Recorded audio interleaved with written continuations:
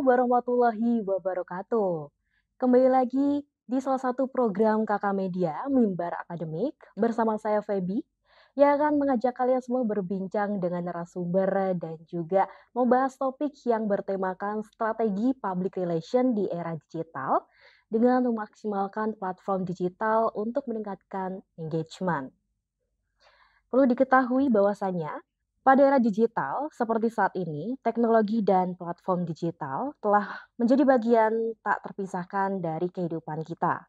Transformasi ini gak hanya mengubah cara kita untuk berkomunikasi, tapi juga membuka peluang baru bagi profesi PR. Namun, dengan seiring berjalannya perkembangan zaman, ada juga peluang besar dan juga hadir pula tantangan yang dihadapi oleh seorang PR. Jadi, bagaimana, kita sebagai PR dan juga bagaimana kita memanfaatkan platform digital secara, optimal, bagaimana juga kita menciptakan strategi yang relevan untuk menaikkan engagement dan juga membangun interaksi yang autentik dan juga relevan serta menjaga reputasi kita di dunia yang serba cepat ini. Untuk itu saat ini sudah hadir bersama kita Bapak Fairizal Rahman M.Ikom. Langsung saja kita sapa. Bapak, bagaimana kabarnya pada hari ini? Alhamdulillah kabar saya baik, Mbak Feby. Seperti yang saya lihat, Bapak Mhm. itu kalau di kampus, terlihat selalu fresh. Oh gitu Iya, ya? dan semoga Alhamdulillah. iya, semoga kita selalu diberi kesehatan dan juga Amin amin. kelancaran di setiap langkah kita. Amin amin. Tidak afdol apabila Pak Fairizal nggak menyapa dulu Oh gitu audiens ya. ya? Boleh Oke. disapa dulu, Pak? Baik, assalamualaikum warahmatullahi wabarakatuh. Perkenalkan saya Fairizal Rahman. Saya merupakan salah satu dosen di bidang ilmu komunikasi public relations di Institut Agama Islam Negeri Kediri. Oke. Sebelum kita membahas ke intinya Pak ya, Iya. sebelum kita berbincang-bincang. Heeh. Nah, perlu saya tanyakan dulu, bagaimana sih Pak, karena kita kan sesuai dengan tema ya, menurut Bapak, bagaimana etika berkomunikasi itu dapat membangun kepercayaan audiens dan mempengaruhi keberhasilan dari PR di platform digital sesuai dengan tema kita? Oke, jadi etika ya tadi ya, Etika berkomunikasi. etika berkomunikasi. Perlu kita ketahui bahwa etika dalam berkomunikasi itu adalah core ya, atau inti dari sebuah komunikasi untuk membangun engagement, membangun hubungan yang baik dengan publik kita ya, dengan para audiens. Nah, eee, kita perlu untuk mengatur strategi ya, PR strategik, bagaimana kemudian membangun etika tersebut untuk, meningkatkan engagement. Ada beberapa hal yang perlu kita perhatikan dalam hal etika berkomunikasi dalam dunia PR. Yang pertama itu tentu transparansi, Mbak Feby. Oke. Kita nggak bisa ya di dunia digital sekarang itu, membohongi publik gitu, nggak bisa ya. Jadi harus mengutamakan yang namanya transparansi atau keterbukaan publik. Karena di zaman digital ini publik atau masyarakat atau audiens kita itu bisa mengakses informasi dengan sangat mudah. Sehingga harus selalu utamakan transparansi kejujuran ya. Karena kalau udah sekali nggak jujur nih, wah susah publik nanti untuk percaya lagi. Ya, itu yang pertama. Yang kedua, selalu berusaha untuk membangun komunikasi dua arah ya. Karena kalau hanya membangun komunikasi satu arah itu kan nggak efektif ya Mbak Feby ya. Bener bener Jadi bener. harus selalu berusaha untuk membangun komunikasi dua arah agar publik kita juga bisa berkontribusi atau take a part dalam proses komunikasi tersebut. Nggak bosen gitu ya. Jadi publik juga bisa punya kesempatan untuk berkomunikasi, memberikan feedback. Yang Oke. ketiga juga berusaha untuk membangun komunikasi yang bersifat empati, ya. Kita harus selalu berusaha untuk, menunjukkan empati kita terhadap kondisi-kondisi yang dialami dan juga dihadapi oleh audiens kita. Oke, nah lanjut lagi Pak, kita langsung menuju berbincang-bincang kita di intinya. Oke. Nah, selanjutnya nih, bagaimana platform digital seperti media sosial, sekarang Mhm. kan media sosial, web, bahkan platformnya lengkap sekali Pak sekarang mulai Iya. dari e-commerce, semuanya serba cepat ya Oke, seperti tadi. betul, heeh.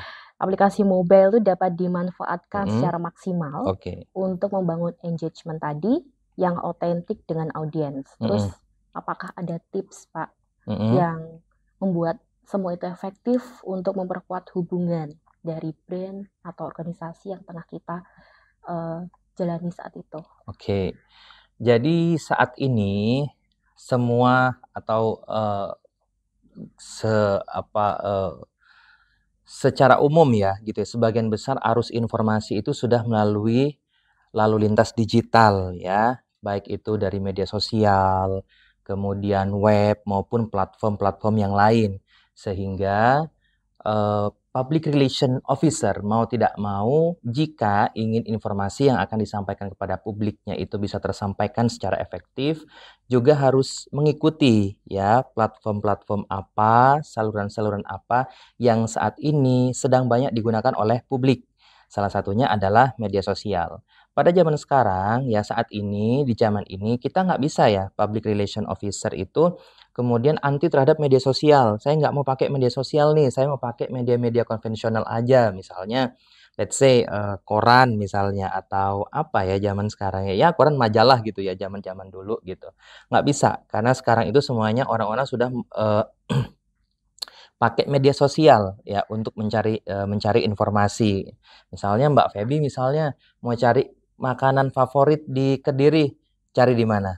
Di Google apa Instagram? Di Instagram sih, Pak. Instagram Iya. ya. Jadi sebagian besar informasi-informasi itu sekarang sudah tersebarnya melalui media sosial. Sehingga mau nggak mau, public relation salah satunya juga harus beralih dari media-media konvensional menuju menggunakan media-media baru atau new media. Salah satunya media sosial tersebut. Ada beberapa hal yang harus diperhatikan bagaimana kemudian agar media-media sosial tersebut, new media tersebut bisa maksimal penggunaannya untuk meningkatkan engagement ya tadi ya Iya. gitu. Yang pertama tentu sekarang itu publik sudah bosan ya dengan komunikasi yang sifatnya satu arah tadi. Makanya tadi di awal kita singgung sedikit itu usahakan untuk menggunakan komunikasi-komunikasi yang sifatnya dua arah ya. Sehingga gunakanlah materi-materi yang sifatnya storytelling. Zaman sekarang itu enggak jarang kita temukan ya di TikTok, Instagram, di YouTube atau di platform yang lainnya untuk menginformasikan suatu informasi, mendeliver satu informasi kepada audiens itu pakai cara-cara storytelling ya. Jadi kita nggak ngerasa kayak sedang dikasih tahu nih gitu. Orang-orang kalau misalnya lagi mau berdakwah, misalnya seorang dai, jarang banget sekarang kemudian langsung ke inti kamu masuk neraka, kamu masuk surga. Enggak, jadi sekarang semuanya pakai storytelling ya. Iya, benar Jadi juga, dengan Pak. menggunakan storytelling, pesan-pesan itu bisa jauh lebih mudah diterima oleh audiens ya. Kemudian yang kedua itu interaktif. Ya, interaktif. Misalnya sekarang udah banyak sekali nih fitur-fitur di Instagram, di Facebook, di X atau mungkin di platform yang lain yang konten-konten sifatnya interaktif. Misalnya ngadain polling. Mm-mm. Misalnya suatu perusahaan, suatu brand ngadain polling nih. Besok kita mau ngeluncurin satu produk, enaknya pukul berapa ya? Pagi, siang, atau malam nih. Nah, audiens akan nge-polling tuh, Iya, ya kan? tertarik. Malam aja, siang aja. Nah, dari konten-konten yang interaktif tersebut, audiens akan ngerasa dilibatkan. Sehingga Benar-benar. merasa memiliki brand. Ketika suatu audiens atau publik sudah merasa memiliki atau menjadi bagian dari suatu brand, itu akan berdampak positif terhadap brand itu sendiri dan akan membangun engagement dalam jangka waktu yang sangat panjang. Oke, terus kemudian juga ada personalisasi ya, bahwa kita ketahui audiens itu tidak hanya satu satu gen lah ya gitu ya. Seperti yang kita ketahui sekarang ada Gen Z, ada milenial, ada Gen Alpha walaupun Gen Alpha mungkin sekarang masih SD atau TK ya mungkin ya. Terus Benar-benar. juga ada gen apa lagi sebelum jauhnya itu baby boomers gitu ya. Iya. Nah, tentu tidak bisa kita kemudian menyamaratakan semua audiens kita itu dengan satu konten. Misalnya di Kakak Media ini kalau saya lihat kontennya sangat beragam, itu sangat bagus gitu. Itu termasuk salah satu usaha bagaimana kemudian meningkatkan engagement dengan para audiensnya. Ada konten apa kalau bulan Ramadan ada konten-konten Ramadan gitu ya, ada Benar-benar. konten kuliner. Nah, itu namanya personalisasi konten ya. Iya. Jadi tidak hanya mengutamakan atau mungkin, memperhatikan suatu gen tertentu, suatu komunitas tertentu, tapi juga memperhatikan komunitas-komunitas atau kelompok-kelompok yang lain. Begitu Mbak Feby. Oke, luar biasa sekali Pak Iya. jawabannya. Nah, terus kadang kalau tadi kan Mhm, kita harus membangun, interaksi dua arah, Pak. betul. Nah, tidak semua orang itu bisa menerima konten atau, media yang kita sebarluaskan ke Mhm, khalayak. Nah, bagaimana respon kita sebagai PR untuk, menerima atau gimana ya, menerima paparan yang oke negatif dan juga positif itu seperti apa, Pak, seharusnya sebagai seorang PR? oke. Menjadi seorang public relation officer itu harus disadari bahwa kita akan menghadapi banyak sekali audiens atau publik dengan beragam karakternya, ya. Benar benar. Sehingga kalau kita sudah masuk ke dalam suatu dunia yang namanya public relations, kita harus open minded. Kita harus sadar bahwa manusia itu beragam, bahwa manusia itu, bermacam-macam, baik itu dari sisi agama mungkin ya, golongan, ras, atau mungkin pemikiran, pendidikan, dan sebagainya. Sehingga kalau kita sudah punya, sifat open-minded, bagaimanapun, feedback atau komentar-komentar yang datang ke brand kita, ke diri kita, organisasi kita, kemungkinan besar kita akan, bisa menerima itu dengan pemikiran terbuka ya, dengan pikiran terbuka karena kita sudah sadar di awal bahwa manusia itu beragam ya. Yang kedua, bahwa kita harus pandai mengelola emosi, ya. Pandai mengelola emosi. Jadi nggak bisa kalau kemudian kita itu menghadapi audiens, menghadapi publik, terutama respon-respon atau feedback negatif tadi ya, dengan emosi itu nggak bisa. Jadi harus dihadapi dengan sabar, utamakan pikiran daripada emosi dulu. Ya, begitu. Saya pikir begitu ya, karena kuncinya adalah memahami ya. Benar benar. Tidak mungkin, saya pastikan, tidak mungkin ada satu konten tertentu itu bisa diterima oleh semua orang, oleh semua golongan, oleh semua pihak, itu saya pikir sangat kecil kemungkinannya ya. Benar benar, Pak. Setiap konten, setiap informasi saya yakin pasti ada audiens yang pro, ada audiens yang juga kontra. Nah, Benar. sebelum ke situ kita harus menyiapkan diri dulu nih, bagaimana caranya menghadapi, feedback-feedback dari orang-orang atau audiens yang kontra tadi itu. Ya salah satunya dengan cara open minded. Menyadari bahwa memang setiap orang itu punya latar belakang yang berbeda, pendidikan berbeda, agama yang berbeda, dan mungkin juga, lingkungan sosial yang juga berbeda, gitu. Benar benar. Berarti tergantung kita itu menyesuaikan ke mereka ya, Pak, ya? Betul, jadi public relation officer itu harus fleksibel, Mbak Feby. Oke.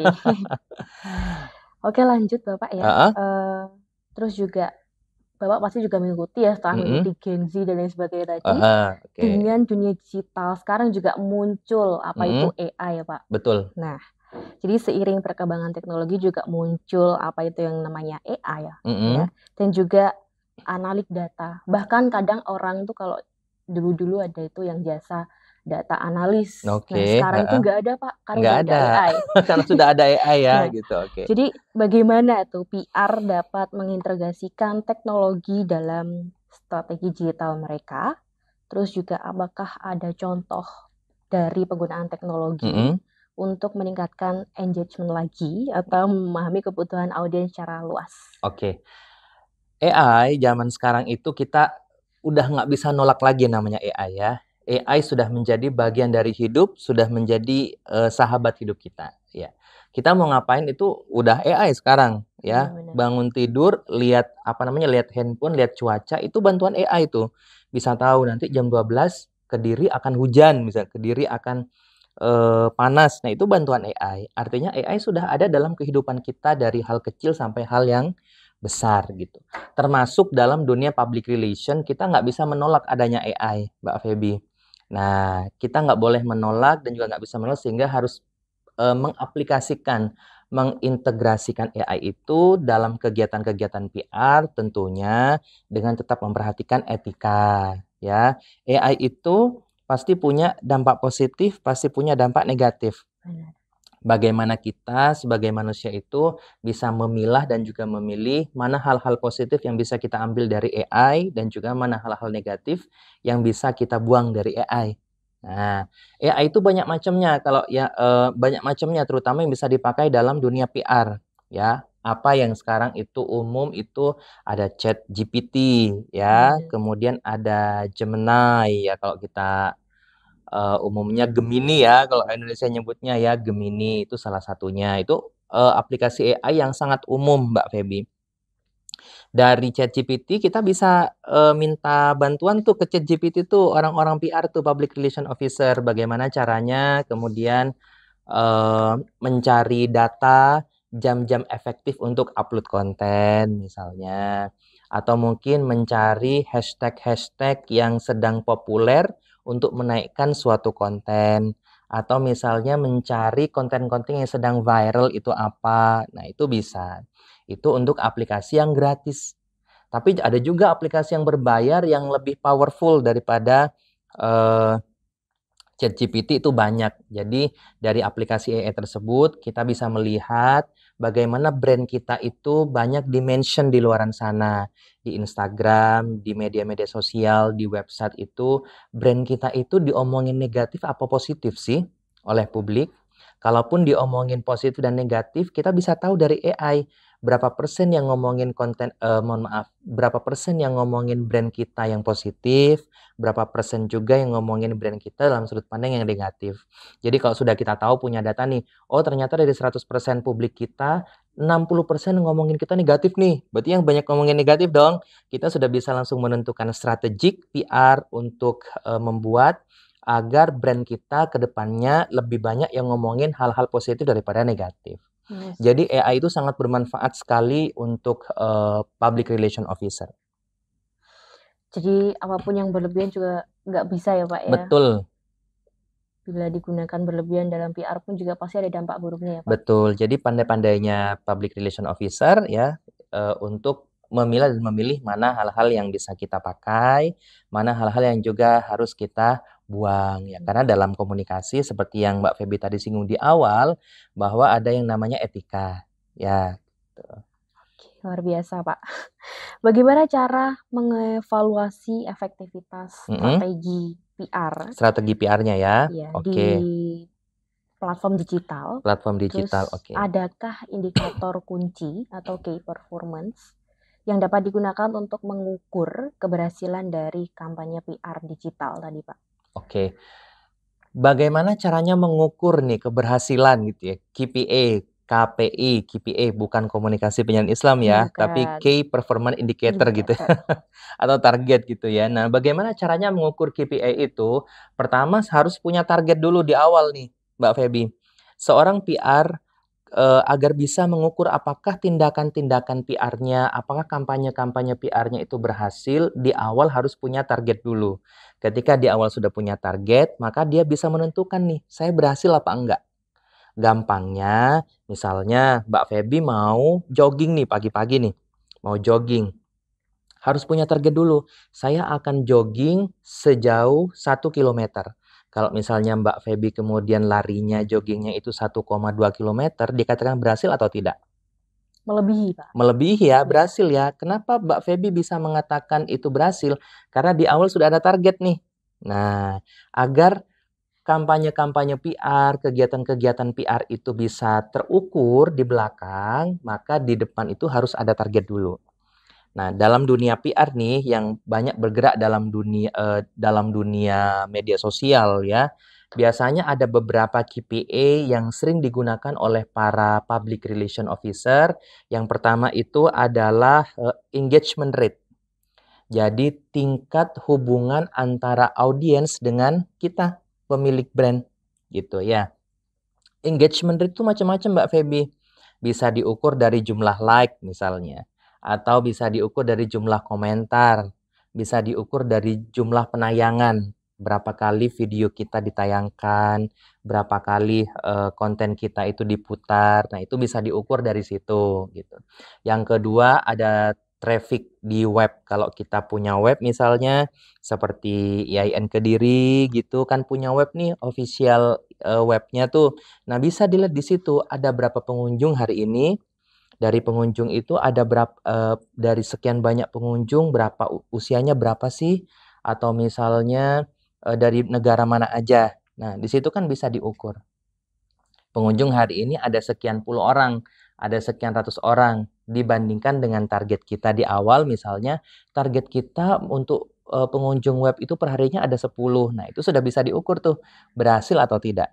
Nah, itu KPI-KPI yang sering digunakan oleh teman-teman PRO eh, untuk mengukur keberhasilan dari kampanye-kampanye atau kegiatan-kegiatan PR yang sudah dilakukan.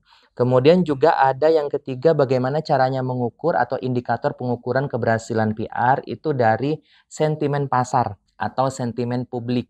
Misalnya nih ya, kita suatu brand habis meluncurkan suatu produk tertentu, merek tertentu, brand skincare lah misalnya ya, gitu. Brand skincare meluncurkan satu produk tertentu. Nah, kita itu bisa ngelihat tuh, bisa menilai keberhasilan PR yang sudah kita lakukan, kegiatan-kegiatan PR yang sudah kita lakukan dari sentimen publik atau sentimen pasar terhadap produk yang kita luncurkan.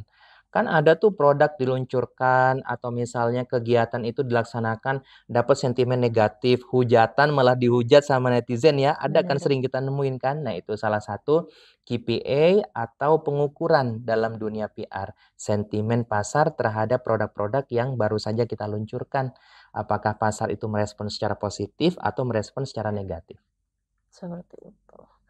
Nah, terus juga di tengah gempuran tren digital tadi Mhm, ya, Pak, ya, untuk praktisi PR mhm, sendiri agar tetap relevan nih, dan juga adaptif terhadap perubahan mhm. digital, ada nggak sih, Pak, langkah strategis untuk terus mengikuti perkembangan, digital dan juga kebutuhan dan, preferensi audiens? Oke.